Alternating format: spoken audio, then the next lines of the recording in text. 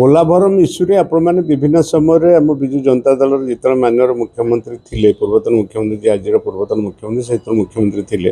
अध्यक्षता से देवी भाईन आरंभ कर गोटे कमिटी या से कमिटी पूरा जो जो महानदी जाइए पोलाभरम इश्यू पर बहुत आंदोलन कराई लोकलोचन को अणाई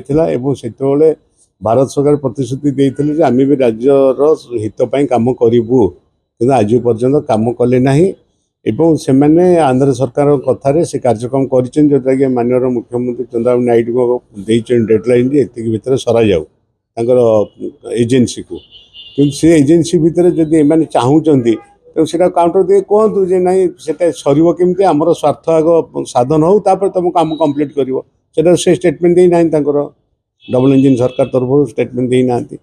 एवं सी जो कहते राज्य जो सरकार भी चली डबल इंजिन सरकार आमर से कहते ना जदि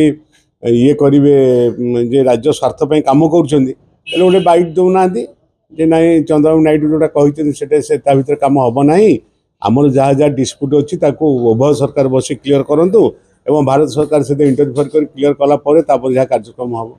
कम बंद हो तो कम तो बहुत स्पीड चलती कम स्पीड चली कथा अनुजाई सरकार अनुजाई